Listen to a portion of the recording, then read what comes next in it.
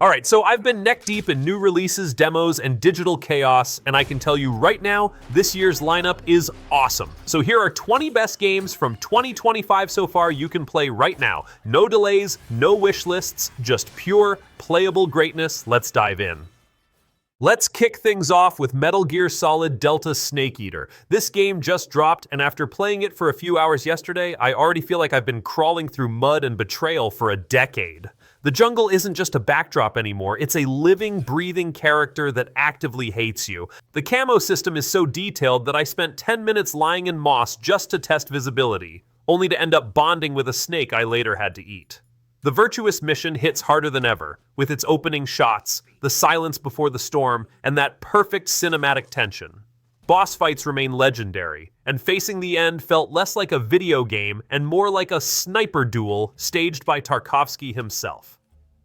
Unreal Engine 5 is pure sorcery. Every leaf, every shadow, every bead of sweat on Snake's face looks handcrafted, while the sound design is so sharp I held my breath when I heard a twig snap behind me. This isn't just a remake, it's a resurrection. And if you're not whispering, "kept you waiting, huh?" while dragging yourself through a swamp with leeches on your leg, you're missing the entire point.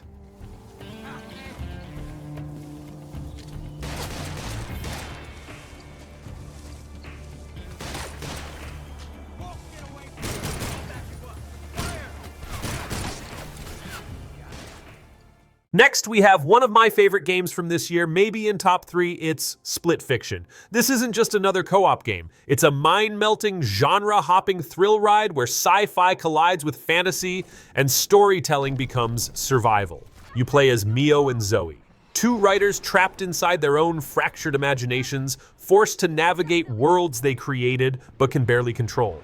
One moment you're dodging hover cars in a neon dystopia, the next you're taming dragons in a realm of enchanted chaos. It's wild, it's weird, and it's designed to be shared. Whether you're escaping a sun going supernova or battling a monkey in a dance-off, yes, really, every chapter throws something unexpected at you. So, grab your co-op partner, sync your brainwaves, and prepare to jump between realities in one of 2025's most inventive, emotionally charged adventures. This is Split Fiction, and it's already rewriting the rules of what co-op storytelling can be.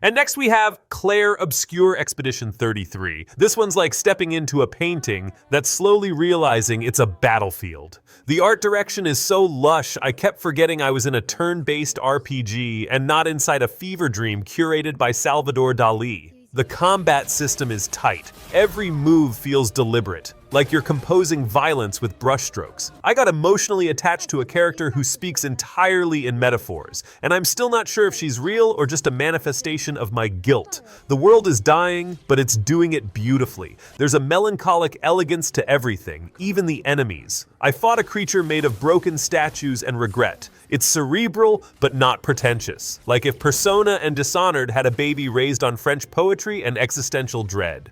I keep replaying battles just to hear the soundtrack whisper at me like it knows my secrets. Careful, Mael.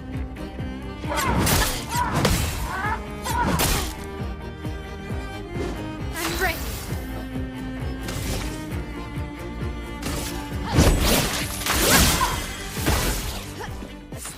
And next is Mafia: The Old Country. This game made me want to wear a fedora and betray someone over pasta. The Sicily setting is rich, sun-drenched alleys, crumbling villas, and enough family drama to make The Godfather look like a sitcom. The gunplay's tight, but it's the story that hooks you. I got pulled into a turf war that started over a stolen goat and ended with a car bomb in a vineyard. The writing's sharp, full of quiet menace and loud consequences. You're not just a thug, you're a legacy trying not to drown in blood and tradition. I spent 20 minutes choosing between two suits before a hit job, because style matters when you're committing felony murder. The driving feels weighty, like every turn is a moral decision. And the soundtrack? It's like someone curated it from old vinyls found in a haunted speakeasy. It's not just a game, it's a mood. a fucking Caruso. Always will be. And you'll always be a man who terrorizes children, but too weak to protect his own brother.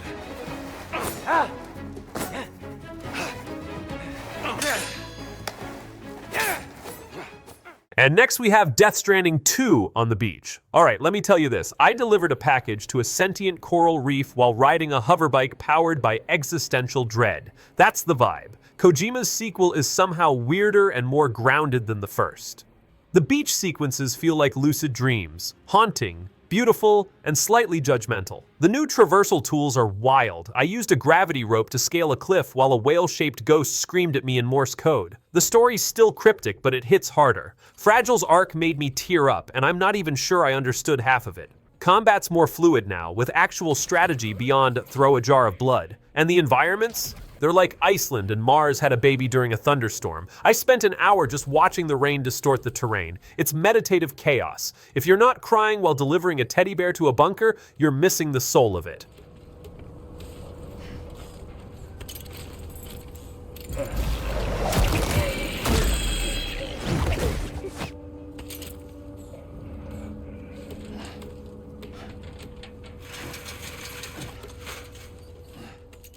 Next, let's talk about Dynasty Warrior's Origins. Okay, so I booted this up expecting the usual Muzu chaos, press square, watch 300 enemies evaporate, but Origins actually made me think. The new protagonist isn't just a warlord with a cool haircut. He's got depth, trauma, and a vendetta that hits harder than Lu Bu's halberd. The maps are massive, and the AI finally stopped acting like confused mannequins. I had a moment where I was flanked by two generals, and instead of button mashing, I had to actually strategize. Felt weird, felt good. The combat's still flashy, but now it's got weight. And the new elemental system, I turned a battlefield into a lightning storm and watched morale crumble like stale bread. It's still Dynasty Warriors, but it's got teeth now. Also, the soundtrack slaps so hard I caught myself air drumming mid-combo. No regrets.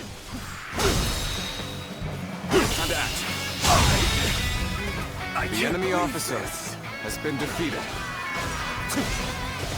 Take this.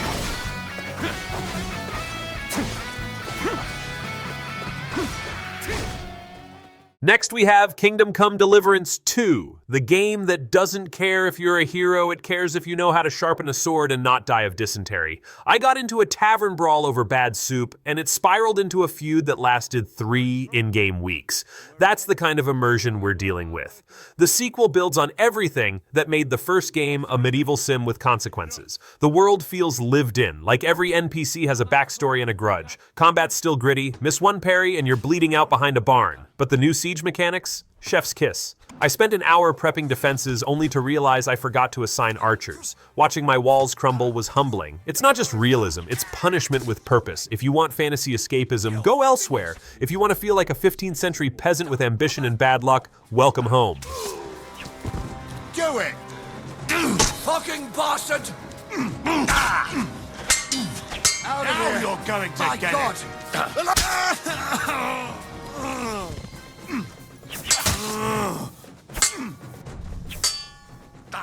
And next is Lost Records Bloom and Rage. This one hit me like a mixtape from a friend I haven't seen in years. It's nostalgic, but not soft. The story jumps between timelines like it's flipping through a photo album with missing pages.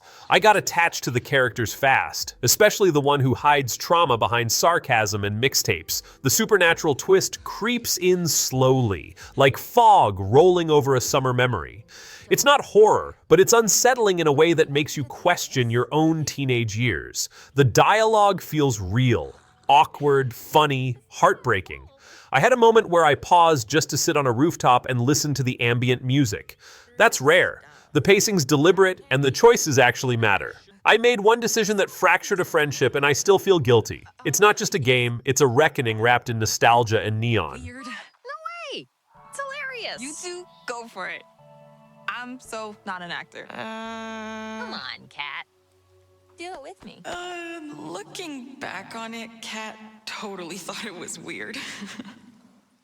Fine. Okay. And next game on the list is like a dragon pirate Yakuza in Hawaii. I don't know who greenlit this, but I want to shake their hand. It's absurd in the best way. Kiryu in a pirate coat, surfing between karaoke battles and underground fight clubs set in tiki bars? Yes, please. The combat systems evolved again, turn-based but with real-time flair. I summoned a dolphin to headbutt a gangster. That sentence alone makes it worth playing. The Hawaiian setting is vibrant, full of side quests that range from heartfelt to completely unhinged. I helped a grandma start a rum distillery, then fought a cursed ukulele in a haunted resort. The writing balances sincerity and chaos like a tightrope walker with a flaming sword. It's not parody, it's passion with punchlines. If you're not laughing and crying in the same hour, you're probably playing it wrong. Also, the pirate minigames, addictive. I now own 3 virtual ships and a parrot named Justice.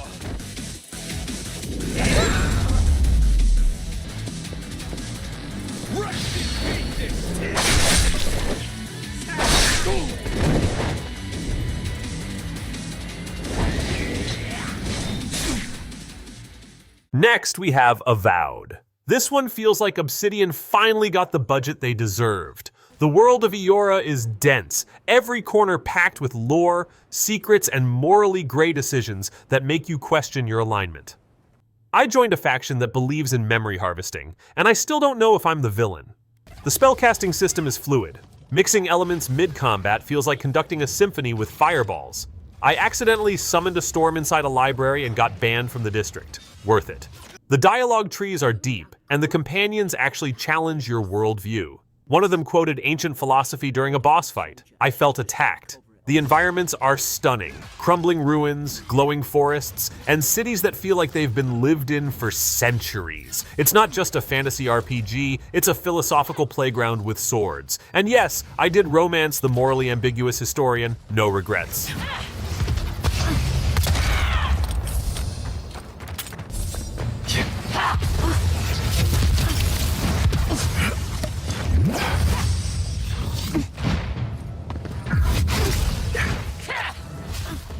And next is the amazing Monster Hunter Wilds. I swear, the first time I saw a thunderstorm roll across the desert mid-hunt, I just stopped and stared like I was watching nature documentary footage rendered in 4K sorcery. Wilds doesn't just expand, it reinvents. The zones are massive, seamless, and terrifyingly alive. I chased a beast into a canyon only to realize it was baiting me into a trap. That thing doubled back and ambushed me with its pack like it had read Sun Tzu. The new mount system is slick. My ride has better pathfinding than half my co-op squad. And the gear? I'm rocking armor made from a creature that literally spits lava. The ecosystem dynamics are wild. Monsters fight each other, migrate, and even sleep in patterns you can exploit. It's not just a hunt anymore. It's a living world that hates you in beautiful ways. I've lost hours just tracking footprints and watching the weather change. Worth every second.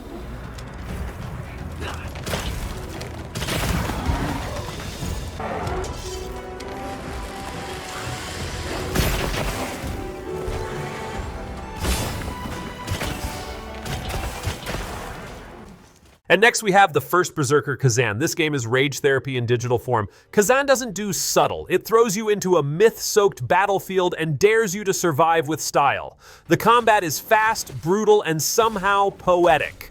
I pulled off a combo that launched an enemy into the air, impaled him mid-flight, and then slammed him into a cursed altar. It felt like ballet choreographed by a war god. The lore's deep. Korean mythology woven into a revenge arc that actually made me care. Kazan himself is a walking contradiction. Fury wrapped in tragedy, with a voice that sounds like it's been screaming through centuries. The environments are gorgeous and grotesque. Temples swallowed by vines, blood-soaked arenas lit by moonlight. Boss fights are cinematic events, each one a test of reflex and patience. I died 14 times to a serpent priest and still thank the game for the privilege. It's punishing, but it earns it.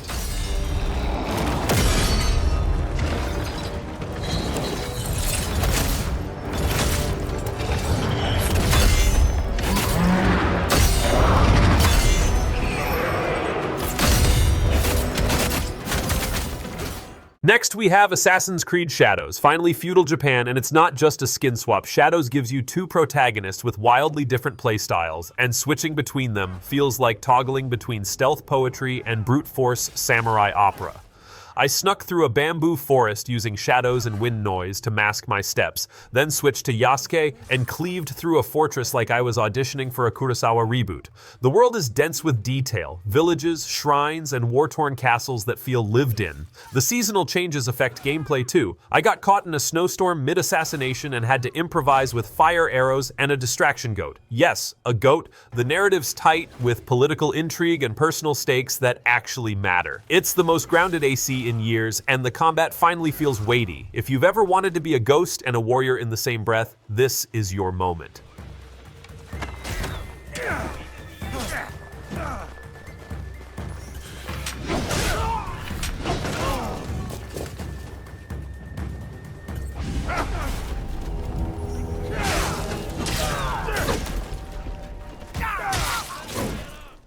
And next on the list is Lost Soul Aside. The game is releasing today, but after playing the demo, I can confidently say this is shaping up to be a full-blown spectacle. Imagine if Final Fantasy XV's combat crashed into Devil May Cry's swagger, then got sprinkled with just the right amount of anime melodrama to make you question your emotional stability.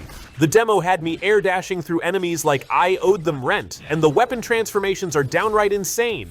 One moment it's a sword, the next a whip, then suddenly a railgun erasing half the battlefield. The protagonist carries that classic cool loner with a tragic past energy, but his sentient weapon sidekick completely steals the spotlight, cracking sarcastic jokes mid-fight like a therapist with a blade. The environments are surreal and gorgeous. Floating ruins, glitching forests, and boss arenas that feel like prog rock album covers. Even in demo form, the pacing was tight, the combat fluid, and the style absolutely unapologetic. If the full release delivers on this energy, Lost Soul Aside won't just be good, it's destined to be iconic.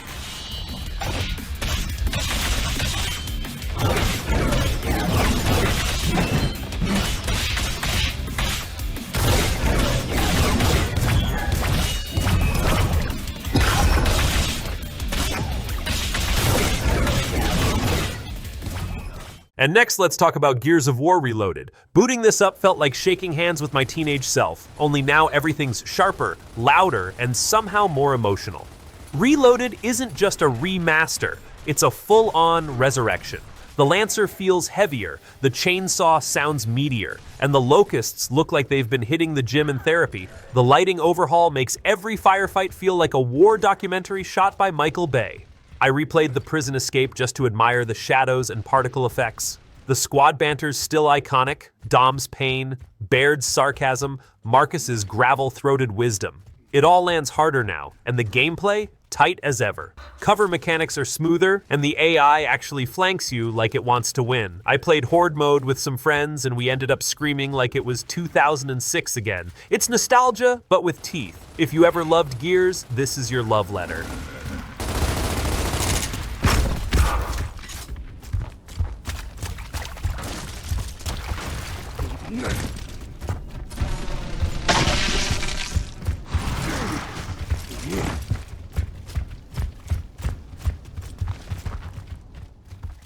And next is Sniper Elite Resistance. This one made me feel like a ghost with a vendetta. Set in occupied France, Resistance dials up the tension with tighter maps, smarter AI, and sabotage missions that feel like mini thrillers. I spent 45 minutes crawling through a vineyard just to line up one shot, and when that X-ray cam kicked in showing a bullet ballet through a Nazi's femur, I actually fist pumped. The new co-op stealth mode is a game changer. My partner distracted a patrol with a fake radio broadcast while I snuck into a church tower and took out a general mid-sermon.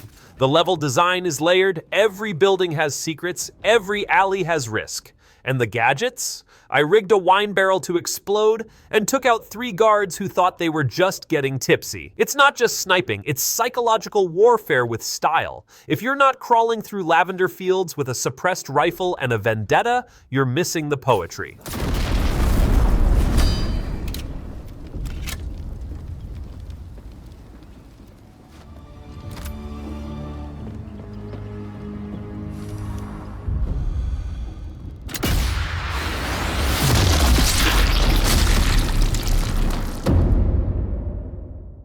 Next, we have Hyper Light Breaker. This game feels like someone injected jet fuel into a dream. It's fast, chaotic, and somehow meditative. The art style is pure neon fever, like if Moebius designed a roguelite while listening to synthwave at 3 a.m. I dropped into a biome called the Fractured Sky and immediately got chased by a floating cube that screamed in binary.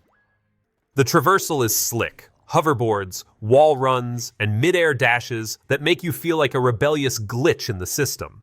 Co-op adds a whole new layer of madness. My squad wiped on a boss that looked like a corrupted jellyfish wearing a crown, and we still laughed about it. The weapon variety is wild. I crafted a grenade launcher that shoots black holes and accidentally deleted half a mountain. It's early access, sure, but it already plays like a cult classic. If you're not speedrunning through surreal landscapes while dodging existential dread, you're not braking hard enough.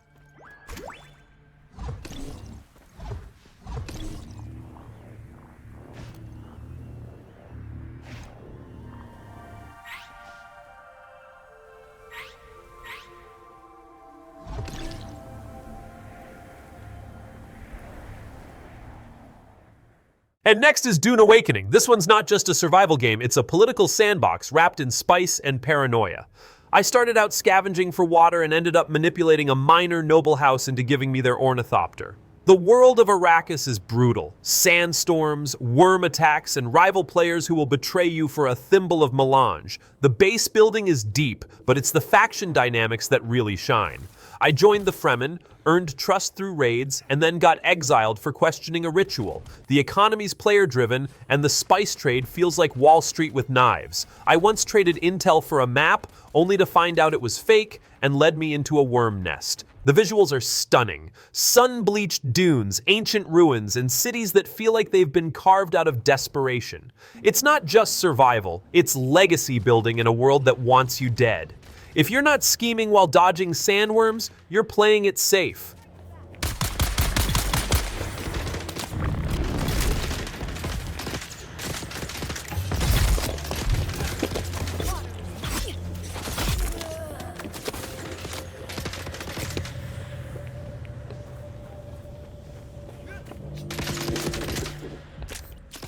And next we have Elden Ring Nightreign. This expansion feels like Miyazaki read a gothic horror novel during a thunderstorm and said, "Let's make it bleed."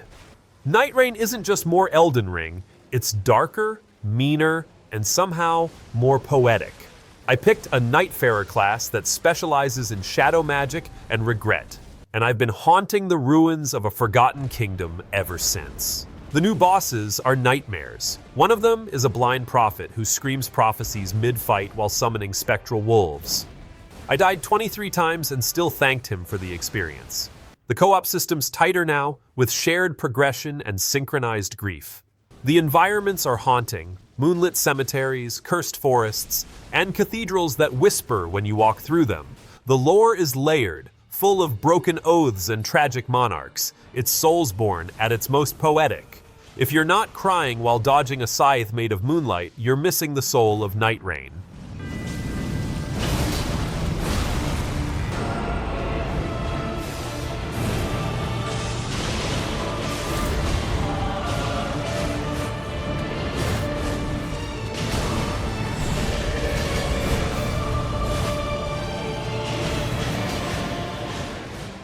And final game on the list is Wuchang Fallen Feathers. This one's like if Sekiro and Bloodborne had a child raised on Chinese folklore and plague horror.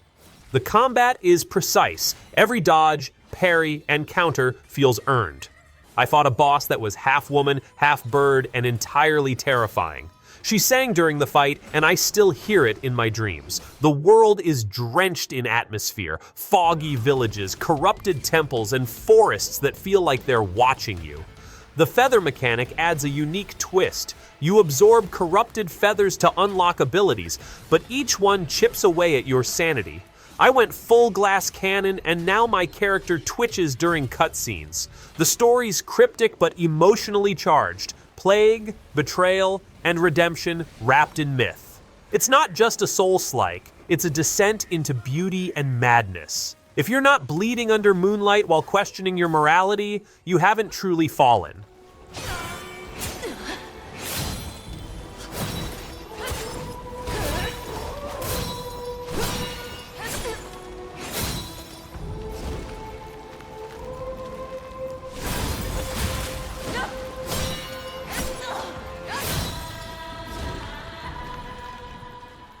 And that's the list. 20 games, 0 excuses. If your backlog isn't sweating yet, it will be. Smash that like, sub for more cinematic breakdowns, and let me know what I missed. Until next time, keep it bold, keep it brutal, and keep playing loud.